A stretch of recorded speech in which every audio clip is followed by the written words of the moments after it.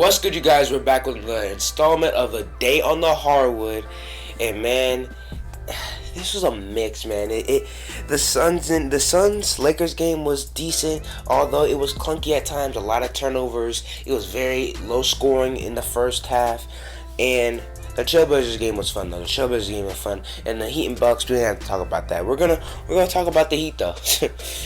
We're going to talk about the Heat, though. If you like this type of content, like and sub on the video if you haven't already. And let's get right into it. Alright, man. Let's get into this Bucks-Heat game. And not only is it just a disappointment how bad the Heat are, but I feel like this even when it was a little bit close at times, this game was just so boring, bro. Like, the Heat just had all these players, and somebody tweeted, like, they just had all these players taking these shots that shouldn't be taking shots. Dwayne Dedmon was taking too many shots. Andre Iguodala was stepping out of bounds. Kendrick Nunn was taking a whole bunch of shots when he was in the game. It felt like every time he touched the ball, he was pulling up for a mid-range. I didn't see Duncan Robinson shoot that much, and he should be shooting threes. Jimmy Butler would look like the only decent offensive option for them today. Bam Adebayo had an alright game. He had 17 points, but it didn't feel like that because they were just getting mollywopped. They were getting mollywopped, and the Heat, they look like bubble frauds. That's what they look like. I mean, I don't like calling these teams that were good last year and not this year are bubble frauds, but that's exactly what they look like. They basically have the same exact team besides Jerry Crowder, who's shooting basically 5% from 3 with the Suns, and we'll get into him later. So he looks like he wouldn't be that big of a difference. Yeah, they look like bubble frauds. They do. It sucks to say. Jimmy Butler look is on a trajectory to be one of the more highly touted players in the league, and he's still maybe a top 20, top 25. But I was talking about, top 20 now, but like I was talking about top 11, top 12. And now with this performance, and he's been looked at as this playoff performer, and now with this performance that he's had this year, that card looks like it's about to get taken away. I ain't gonna lie to you. No cap. It looks like it's about to get taken away. That's tough. That is very, very tough.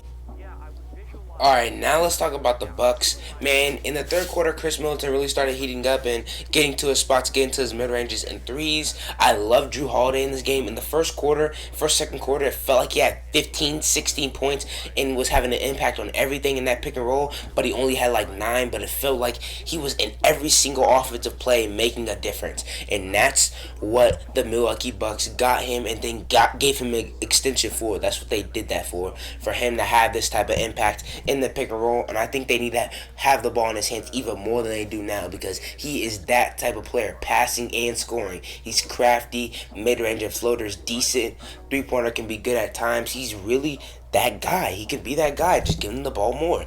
I like that they had Giannis rim running a little bit more today. He wasn't too ball dominant. He didn't have that great of a first half because Jrue Holiday was doing good. Bobby Portis was doing good, man. It was just a good game for everybody because they were blowing the Heat out, and the Heat look like they suck right now. This is a great confidence booster. Look like going into this Nets series, and man, this Nets series is gonna be really, really good. It's gonna be a really, really good series, man. I ain't gonna lie. It feels like we're up for a really, really good Nets Bucks series, and whoever wins that series may be the ones that go to the finals. I ain't gonna lie to you. Only if the Sixers stop that from happening, because the Sixers are also a really good team. But man, the Bucks look. Maybe it's because the Heat are that bad. I don't know if the Heat are that bad or the Bucks are that good. It's probably a mixture of both. But the Bucks look very dominant right now. Bobby Portis and Brook Lopez mixture, both shooting threes and getting in the post a little bit more. They're both really, really good sitters. They're both starting caliber sitters in this league. Doing great. Brent Forbes, last game, did great. He did alright this game. The whole entire roster is going crazy. DiVincenzo got hurt, though. I don't know what's going on with that, but hopefully he gets better.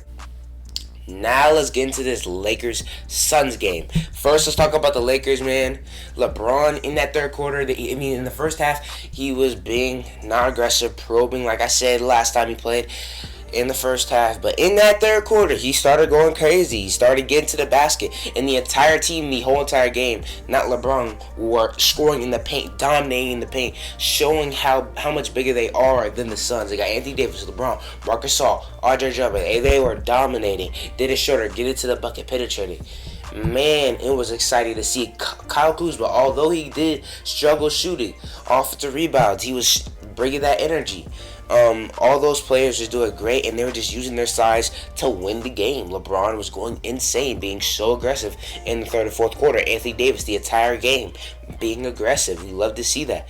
We were cooking him in that first game, but we can't say nothing now. 2 games, I think both games he's had 34, 35, and 10 rebounds. We love to see that, bro. Like, that's what we need for him to win the championship if they want to do that. Kentavious Caldwell-Pope, sucks to see him go down. He did come back to the game. That's a troubling sign. Although he hasn't been shooting great, he's a great defender. Devin Booker and Chris Paul and whoever else they have on the ball, that he's always up to the challenge to guard him. He may not do the greatest job, but he's gonna sit and he's gonna try his best. And he gets some wins against Devin Booker and Chris Paul at times. So we love to see that. I don't know who would fill in for him. Probably Alex Caruso or Wesley Matthews, but man, the Lakers, they don't look like a 7 seed. They're out of that mode that they were in the first game, and they're really dominating using their size. I want to talk about the Andre Drummond, Harrell, Gasol mix, and Harrell is completely out of the lineup now. And Gasol and Drummond are the 2 centers, and Drummond did good once again this game, although having a couple bad turnovers, and he's gonna have some bad plays, but he did good for the most part this game. And this entire game, especially in the first half, the Lakers have to clean up their turnovers. LeBron has a lot of very careless turnovers, just throwing the ball up. Maybe he's thinking ahead too much or something like that, because one time, Alex Caruso, I guess he was supposed to field to the corner, but he ended up cutting because Caruso cuts all the time. And he was expecting him to, he was like doing the pass before Caruso even knew what he was doing. And Caruso cuts through, LeBron throws it to the corner, just stuff like that. You don't have to think ahead all the time. Just react sometimes, you know what I'm saying? But I know that's his thing, and he's a smart player, but I saw that a couple times that happen. Let's talk about the Suns. The Suns, man, Devin Booker struggled today, man. He struggled. Ended the game with a flagrant 2 and got out of there with a dirty play, but he struggled a lot today. And in the third quarter, they were struggling to give him the ball. Like a couple times before Cam Payne started doing good in the fourth quarter, he was like taking these bad shots to turn the ball over. I saw Devin Booker say, "Bro, give me the ball. Like, give me the ball, bruh." And when your star player wants the ball, you gotta give it to him. But he was just out of rhythm this entire game. Jay Crowder, oh my goodness, Jay Crowder has been terrible. At one point, he was shooting 5% from 3 this series, and he is just doing so bad, man. And at the end of the game, he tried to make that matchup of him and LeBron, and LeBron spun off of him and dunked, you know what I'm saying? Just layup, little finger roll like that, He was going crazy on him. I don't know why he was trying to make that a matchup, and then he got tossed at the end of the game too. But he definitely has to shoot better if they want a chance in this series, and Mikal Bridges has to shoot more.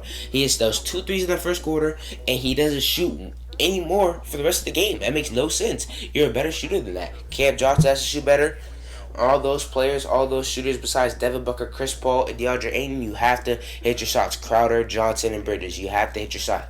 Cam Payne and DeAndre Ayton played great today. Both of those players played great, especially in the fourth quarter for Cam Payne and the entire game for DeAndre Ayton. Coming into the series, I wasn't thinking DeAndre Ayton and Cam Payne would be the 2 reliable players of the game for that game. I was not expecting to say those 2 names. I was expecting DeAndre Ayton to struggle a little bit, and I wasn't expecting Cam Payne to be that big of a factor, but a big reason why Cam Payne is this big of a factor is because of Chris Paul's injury. He tries to play through it. He hit a couple nice mid-ranges, looking a little bit more healthy in the first quarter, but then the shoulder started getting onto him, and in the fourth quarter he didn't play once again. He sat on the sideline for a really long time, and he was a non-factor basically at the end third and fourth quarter. He just wasn't in the game.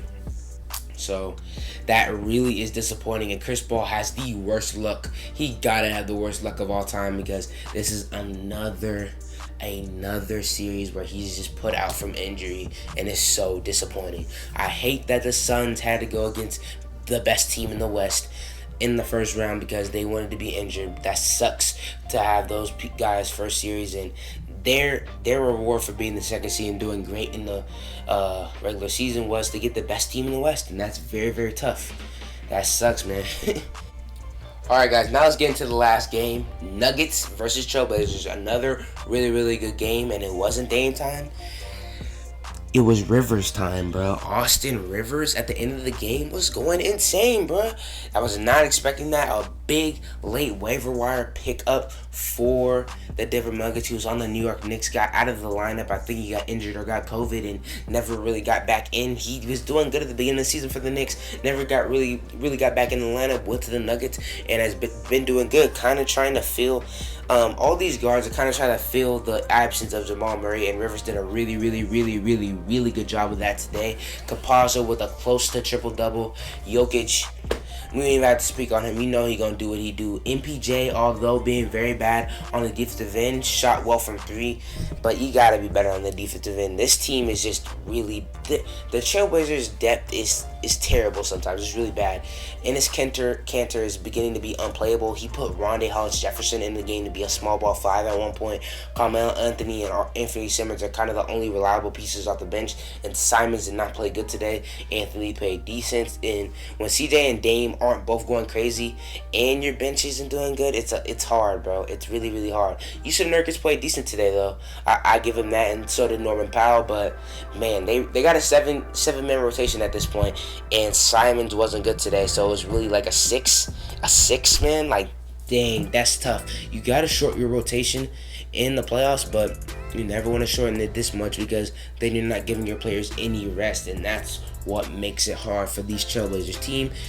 Man, it's getting very frustrating. They still haven't given this man, Dame, a decent wing his entire career. That's so freaking tough. Al-Farouq Aminu and Mo Harkless have been his best wings during his career. I would even count Norman Powell as a wing, although he's playing the 3 for him right now. He's a 2-guard. He's a real 2-guard, and he's playing the small forward right now. Farouq Aminu and Mo Harkless were the best 2 wings that he had throughout his career. Me thinking about it, maybe Wesley Matthews and Batum. And when he had Harkless and Al-Farouq Aminu, they went to the Western Conference Finals. They got swept, but they went to the Western Conference Finals. And since then, they really haven't had that. Carmelo Anthony has tried. Derrick Jones Jr. has tried. Robert Covington is more of a power forward, not really a wing. You know what I'm saying? So that's tough, bro. That's really tough, and they really have to reconstruct this team to make it good. Dame will always bring them to the playoffs. CJ will always bring them to the playoffs. If you have Nurkic in the regular season, he's healthy, you'll always be in the playoffs. But they have no wing depth whatsoever, and they need to get with Dame, man. I don't know how you do it. I want to say it, but maybe you have to trade CJ. I don't know how you do it, but you gotta get this success with Dame while you have it. Dame is a generational talent. You have to do it, man, while he's here. And with that, the Nuggets have a deeper bench, and although their bench didn't play great today, they just had the depth and they played all right. So with that, you gave Rivers some rest, you gave Campazzo some rest, Jokic when he needs it, Green and Millsap, and you know what I'm saying, and they have that depth. They have that depth, and that's what gave them the win, along with Rivers and Jokic at the end of the game. You switch out Murray for Rivers, and it looks like the same thing. I'm playing. I ain't gonna do Murray like that. But Rivers was super big today. Shout out to him. There's just those type of players that it doesn't matter what team you put them on. If you give them opportunity, they're gonna get buckets. And Austin Rivers is one of those guys. And you know he's always looking for a shot. So if you give him the opportunity, and he was getting some open looks today because of Jokic, you give him the opportunity, you give him some open looks, and you give him the freedom. This is what happens. So shout out to Austin Rivers, shout out to Campazzo, MPJ, play better defense, but shout out to your shooting today. And Jokic, what can I say, man? What can I say about that, man? Tomorrow, I'll be dropping that 2K video. I'm editing it tonight. I'll be dropping that 2K video tomorrow. The first episode of the Chicago Rebuild. It's like 40 minutes, bro. I made a big trade for agency signings at the beginning of this draft. Some simulations and then gameplay of basically a whole third and fourth quarter after simcasting live, and that's kind of what gets it to 40 minutes. So if you like that, like and sub to be on the lookout for that. And tomorrow I'll be at the Dallas Mavs Clippers game 3. It's gonna be rocking in there, bro. It's gonna be rocking in there. So I'll probably be videoing a little bit of like the experience and things like that, and then a little bit of analysis when I get back. I won't be like talking about the other games. I'll probably watch a little bit of the Hawks-Knicks game before I get to there, but it won't be too much of like this post-game recap. More of like a vlog type of like my Mavs game experience, and then a little analysis when I get back. So if you like this type of content, be on the lookout for all that and my post-game recap for Saturday, because I'll be watching it from home again. So if you like this type of content, like a sub on the video if you haven't already, and I'll see you guys next time.